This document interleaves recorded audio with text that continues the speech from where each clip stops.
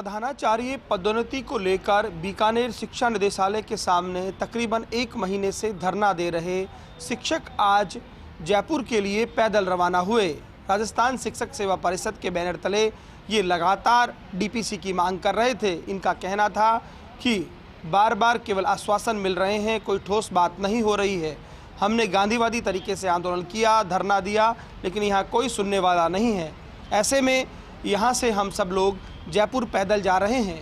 वहाँ गांधीवादी मुख्यमंत्री को गांधीवादी तरीके से अपनी मांगों के लिए अपनी बात पहुँचाने का प्रयास करेंगे। इनका कहना था कि बार बार इस मामले को लेकर ढिलाई बरती जा रही है। फरवरी आ गई है, लेकिन अभी तक पदोन्नति नहीं हुई है, जबकि नियम अनुसार हो जानी चाहिए थी। शिक्षा मंत्री को लेकर कहना था कि हमने उनको भी ज्ञापन दिए हैं, लेकिन कोई सुनवाई नहीं हुई।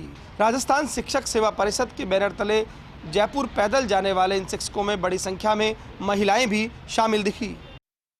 मुख्यमंत्री अशोक गहलोत ने राष्ट्रीय बीजेपी नेतृत्व को निशाने पर लेते हुए कहा है कि देश में केंद्रीय एजेंसियों को दबाव में लेकर के लगातार छापेमार कार्रवाइयां करके डर का माहौल बनाया जा रहा है। बीजेपी घमंड में चूर है।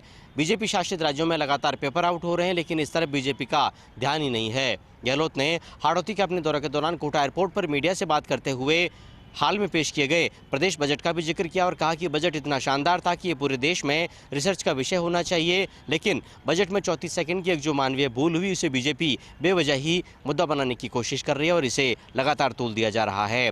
लेकिन कोटा से पहले अशोक गहलोत आज बारां के दौरे पर रहे, जहां उन्होंने पीसीसी चीफ गोविंद सिंह डोटासरा, विधानसभा स्पीकर सीपी जोशी और पंचायती राज मंत्री रमेश मीणा के साथ खान एवं गोपालन मंत्री प्रमोद जैन भाई की तरफ से बारां में तैयार कराए गए आधुनिक पशु पक्षी निःशुल्क चिकित्सालय और मोबाइल ट्रॉमा सेंटर का लोकार्पण किया। करीब 35 बीघा परिसर में बड़ाका बालाजी मंदिर परिसर में 35 करोड़ की लागत से बनाए जा रहे इस भव्य और आधुनिक अस्पताल में सभी प्रकार के पशु पक्षियों का निःशुल्क इलाज होगा।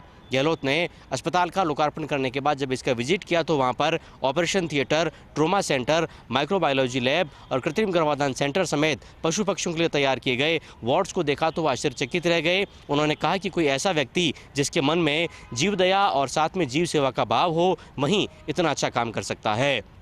गहलोत बाद में इसी मंदिर परिसर में चल रही भागवत कथा में भी शरीक हुए और उन्होंने भागवत कथा कर रहे प्रभुजी नागर महाराज की कथा का भी श्रवण किया। हालांकि गहलोत को बारां से कोटा उसी हेलीकॉप्टर से आना था जिसमें सवार होकर वो जयपुर से बारां पहुंचे थे, लेकिन एंड टाइम पर हेलीकॉप्टर में तकनीकी खराबी आ गई और उड़ान नहीं भर सका। ऐसे में मुख्यमंत्री को बारां से कोटा का सफर हवाई मार्ग के बजाय सड़क मार्ग से तय करना पड़ा।